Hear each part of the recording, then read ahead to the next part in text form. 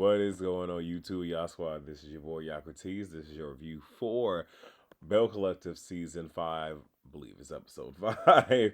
Yes, y'all getting it the night that it dropped. I'm trying to do better, okay? So we pick up where we left off. Tisha feels like, when they're in a different. I'm sorry, first, she's letting the women know, like, hey, I want y'all to just listen to me because I have something to say. She feels that when the women are in a different setting, I think, they can be themselves and invites them to New Orleans, right? Marie asks if Antoinette is going to be invited, which, I mean, it's a fair question to ask. Fair question. Antoinette says that Tisha is full of ish. So it's okay, well, we starting it, so here we go. And Tisha says, she was going to invite her, but now it's a no. And she asks her, can you please leave? Antoinette stands up, Latrice stands up too, and Antoinette says, we, I'm guessing we is her and Latrice, we wish your whole storyline wasn't your husband cheating on you. Now, look, it's obvious that she was there to get some stuff off her chest, right? Very, very clear. Um, but I'm going to say, like, if you really wanted to do all of that, you could have did that season 2. Could have came in as a friend of or whatever, and said all of what you had to say season 2. It just looks a little weird that you wait this long to now want to say something, and again you're echoing how this show or this group can affect business and whatnot, but you're slinging the same dirt that they are, so it doesn't make you look all that good. I'm just gonna keep it a button. Now here's the thing, I'm all for people, getting stuff off their chest, but it's one of those where it's coming off hypocritical. Just my opinion, right? So Marie says, "Don't attack her husband." Now, I hear you, Marie, but okay, you defending not just the man, but you defending Glenn? Okay. Tisha says to Marie, she got in your face for attention, and it cut off there. So it seemed like she was trying to build a case again. The editing there was real, real wonky. And Tisha tells her pretty much to go, says, "Don't touch me." I didn't feel like rewinding it, but you even had Antoinette saying, "Get your hand on my face." So I guess with the producer saying, "Don't touch her," maybe she actually did touch her. Um, Let me see. Latrice, Antoinette, Akeisha, and Gucci, they all leave. And Antoinette says the problem with the collective is Letitia, and even says, like, I didn't say nothing crazy pretty much to any of y'all. It was pretty much just, geared towards that. And I get it. But if the purpose was just for her to talk her mess, cool. If it was even potentially for there to be some type of resolve or for it to be civil, again, there are cameras here. She is a day one. Could have had it to where a sit down could have been had with her and Marie, and then her and Latrice. And like I said, there's 2 extra scenes. Could have held a little bit more weight, but again, what do I know? Tamara and Marie talk. Tamara feels that, she didn't do anything to deserve what Marie did to her. Now, Marie shares her story, which it wasn't gelling for me. I'm gonna just keep it a buck, because she shares that, Keisha called her because, I guess old boy had reached out to her and told her that, he used to date Tamara, and he just wants to clear his name. And in hearing that news, Marie says, I wasn't even thinking about you, because a woman doesn't do this, a man doesn't do this. I wasn't thinking about you. I'm sitting here thinking, you have spoken no truer words, because you weren't thinking about her nor her well being. And this is one of those things where when you bring outside forces onto a show, it can open up the doors for there to be, a whole lot of toxicity, and even can result in cast members getting hurt. We've seen that enough on Bravo, right? one where someone was physically brought onto well, on two separate shows. One was a fan that was, pretty much made a cast member. Another one, a friend of, and we see how things went up. Even on another Housewives shows where you have, the cast reaching out to bloggers and whatnot, and them being way too invested, and things just taking a real nasty turn is way too much. So to meet with this person because I guess Tamara wasn't really being Tamara. Yeah, and again, coming to find out that he didn't do right by her, and there's a protective order and whatnot. Now you've just put her life back into jeopardy, and not just that of her newborn child. None of this was truly discussed, but we find out later that they had an extensive conversation off camera. So I guess things are resolved, and I guess that she understands because they walk and they talk and blah blah blah blah blah. So JJ is at the barbershop with Zane, who is Dee's ex. He, I guess, does a lineup for him because that's all that we saw. But Willie, Cliff, and Glenn also show up. So Glenn reveals that he and Tisha, they're good. They're asking him, how was the job going on? He's like, well, I'm at home, now, and kind of sort of slides in there that he no longer has his cushy job. And let me see, Glenn calls out Willie for thinking that he is better than the guys. Again, this is a you problem. That's it. Because unless you've heard Willie say it, you think that he is better than you, and that is why you are insecure. And I'm gonna keep it a buck. Sometimes when people have reached a certain level in life, or they have certain things, and it's not always material that others don't have, yes, that can breed resentment, jealousy, and the whole shebang. And I feel like that is what it is. But again, that's something that Glenn is going to have to reconcile within himself. But he's not the only one that shares that, because you also have Cliff that feels Willie has been throwing digs at him, and that's only because Akeisha and Latrice ain't really seeing eye to eye. So because Akeisha can't get to Latrice, she's using her husband to come through him, and he feels it's very woman like. I want to use a different word, but I'm choosing not to. So Willie says that he hasn't gotten the opportunity to get to know them, so he's like, I feel like I'm more of an implant than anything. Ultimately, just like, I'm new here, I got thrusted in, and true, he hasn't got the chance to truly get to know them. JJ, yes, but not the others. Cliff feels that he was acting like a woman. And I'm like, here we go. And of course, most men feel coming for a man's, quote unquote masculinity and all the other stuff is a quick way to do a deal. When I tell you Willie hit him back so fast, it's like, ain't no bitch in my blood. Cliff replies, baloney in your blood. Willie says, and you the one over there wearing pink. And when I tell you, he started to roast Cliff. And see, and this is the thing. You can tell a lot by how a man interacts with a woman compared to a man, because how Cliff acts when it comes to Latrice, very dominating the whole shebang.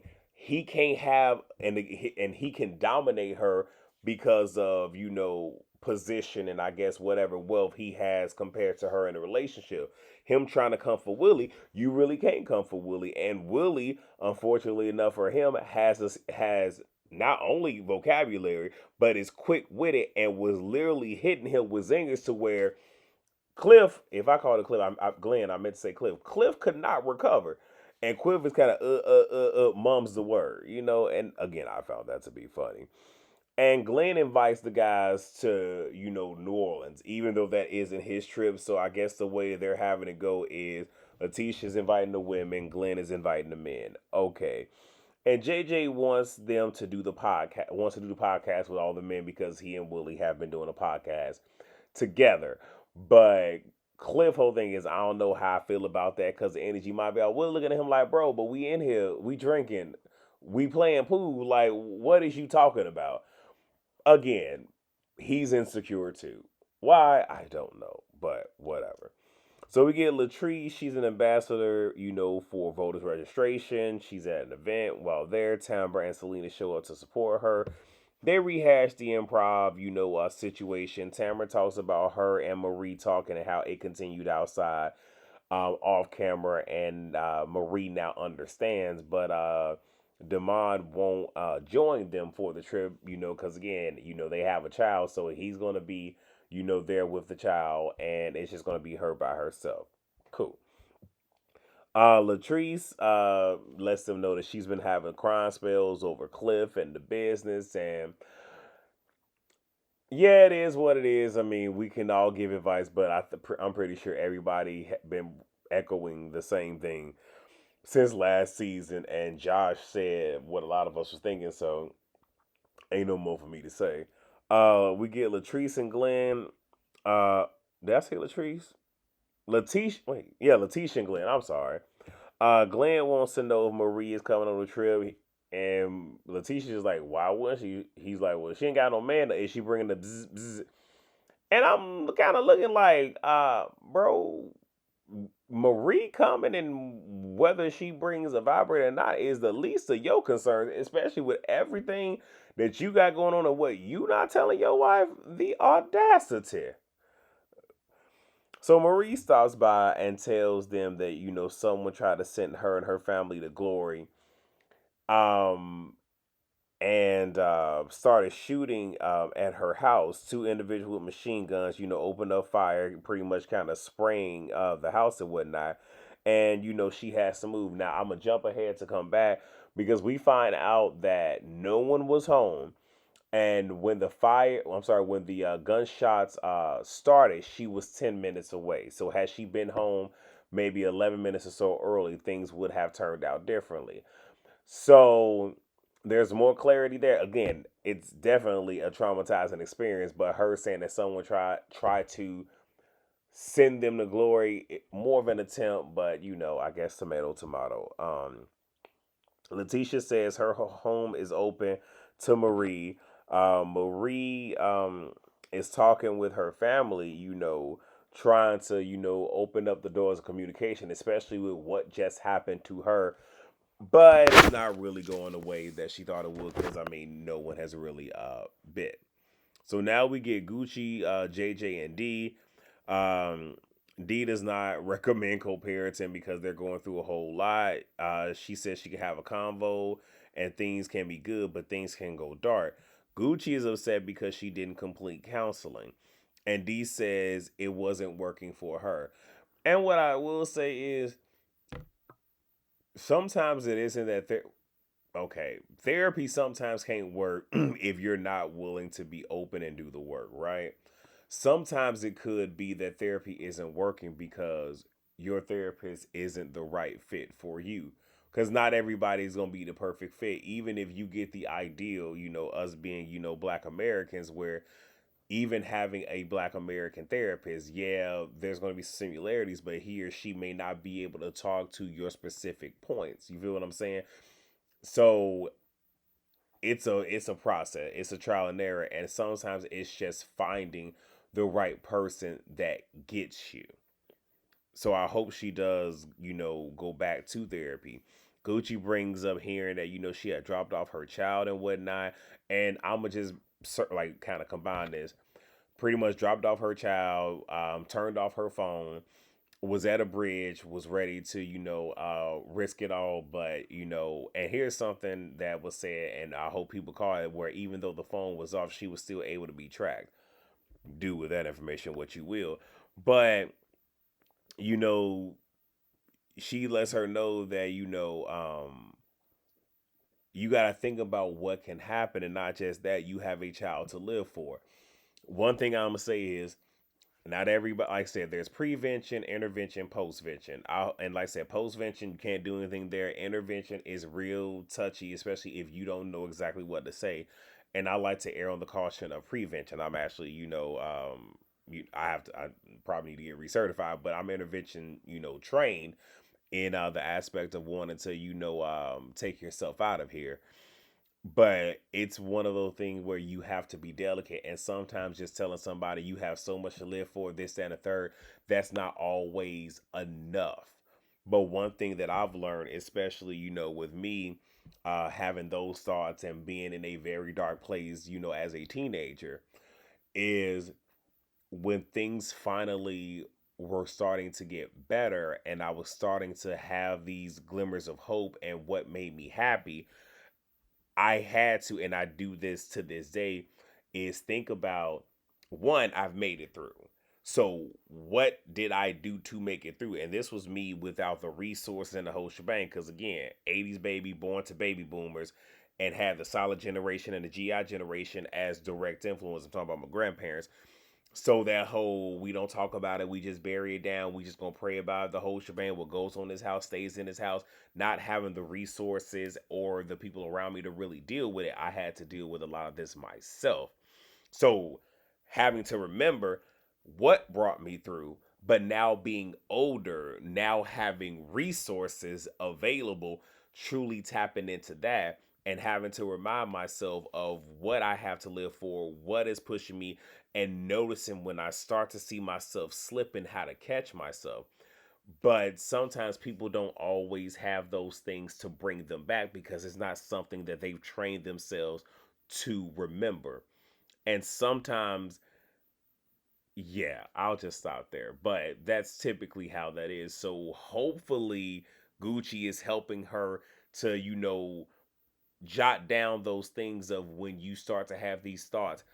Try to focus your energy over here rather than spiraling. If you feel yourself slipping, don't listen to music that's going to make you feel more depressed. Listen to something that's going to pull you up, that's going to uplift you, and also therapy. So just throwing it out there, been there, done that, and hopefully that helps someone watching. So Gucci feels that she still needs to do therapy. She wants to host a party for, her daughter. And JJ's girls, have been invited, will possibly be there, primarily Star. And Dee says she haven't talked to Star since the reunion, but they have an understanding and it's a little too soon for a conversation, which is understandable. And especially if she's trying to get her mental straight and is dealing with co-parenting and whatnot, this is probably one of those where she needs to focus on one thing at a time, because trying to tackle all these things at once can be cumbersome, overbearing, and could send her spiraling again. So we get Akeisha, Willie, JJ, and Gucci for the podcast. Um, like I said, they let us know they've been doing the podcast for a few months. They talk about their busy lives and a man's needs. Akeisha says, initially I was just, putting off me not being able to, tend to you like I used to on the kids. Unbeknownst to her, it wasn't that she was sorry from dealing with the kids, but it was the whole menopause thing. JJ says that he's cool having it 4 times a week. Akeisha like, I'm giving it to him 2 times a week. And both Gucci and Akeisha is like, yeah, because if we increase the numbers of when we doing this thing, y'all ain't gonna have dinner. But when I tell you, Jay said, baby, I can order takeout. I hollered. I'm like, well, hey, he trying to meet you halfway there. So, let me see. Akeisha brings up Selena is unsure about the New Orleans trip because she was invited. And Gucci says she's adamant about not going if she's going to be there. Again, and these are the boundaries, understand it. Is it difficult because, Selena is now a part of the show? It most definitely is, but we're going to see how that pans out next week. So we get Ari's B Day, that's Dee's child, and JJ and Sophia's house. Star comes by. Her and Dee's children are around the same age, and Gucci really wants them, to be close because they were close growing up. And the fact that they have kids, around the same age, I mean, hey, they're family, don't want to miss out on that. And again, I understand that, growing up, in these two buildings that my grandparents owned, and next door, my aunt, my mother's baby sister, had a son. We're 6 months apart, and when I tell you we are thick as thieves, I mean we're cousins, but we're best friends. So I get that, I understand that. We really didn't get much with D and Star, right? So Marie and Letitia join them. The ladies talk about the trip. Tamara still has Letitia blocked, so I believe she unblocked her. Um, Letitia talks about, the biopsy and everything, says that she's not trying to turn this into a teary moment, but they were able to find a small mass, and even if it is something, because they've caught it so soon and it is so small, that it can be pulled out and it won't be no problems. I'm hoping for that, praying for that. Praise be to the Almighty God. Okay, Baruch Hashem. Love to hear it. And even Tamara brings up the fact that she's had several biopsies. So again, I love, and that's one thing where I love when people can share similar situations, because sometimes you just need to hear from somebody else that somebody's been through it and that you're going to be okay. So Gucci then shares, what Dee's been going through and Dee's story, because again, this is Dee's daughter Ari's party. I already talked to y'all about all of that, and she was in the facility for a while. Marie talks about her the shooting at her home, and pretty much lets the girls know like tomorrow isn't promised. And look, and she's saying this to Gucci like, y'all need to make it right with y'all's families. I get it, I understand it, but y'all, I'm gonna just leave that there. Again, for y'all who been watching, y'all know why I'm saying that and what my sentiments are. I mean, if it's issues there and people can talk it out, cool, but everybody got to be willing. But I hate, when, death or certain adversities come and is, oh, well, life is too short and da da da. Because my thing is, yeah, life is too short. And I'm not going to spend my time worrying about you when I could be over here living my best life and, protecting my peace above all things. But again, y'all know I'm jaded. So D joins them. The women pretty much let her know that they are her tribe. They're building a community for her. They are her community. D and Marie exchanged numbers, and Marie let it be known. And we actually found this. Well, we didn't find it out, but it was a flashback to Willie's birthday fish fry, where Marie had let Letitia know like, dealing with everything from my mom, mostly she hasn't healed from the absence of her mother. Now, we're not even going to tack on why she's been going and what's been going on in recent years. But in addition to that, her marriage failing and, things coming to a head and, her wanting to just, take herself out and not want to be here anymore. And I have said this on this channel. I'm going to continue to say it.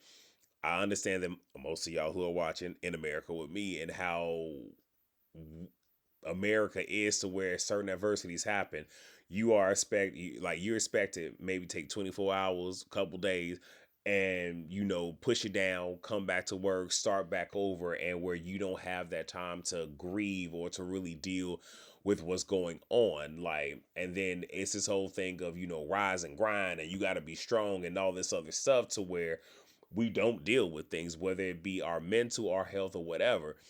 And I say all the time, and I mean this wholeheartedly, if you do not take the time out for your mental health, for your physical health, whatever the case may be, whether you want to say God, the universe, life, but I'll say this, sometimes your body has a way of sitting you down because you don't want to sit yourself down. And I've said, if you are running from or avoiding certain traumas and triggers and whatnot, it's all gonna hit you at the most inopportune time, probably in the wrong setting, and you just gonna have to deal with it. So it's best to,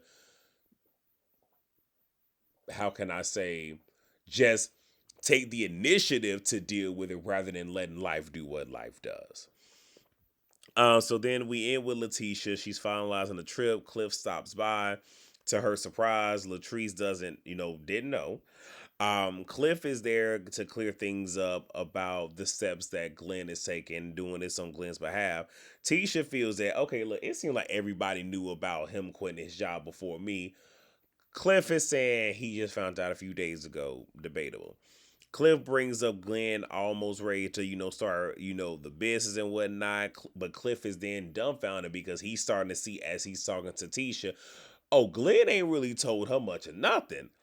So now I'm over here looking foolish, inserting myself into some married folks' business, and you is.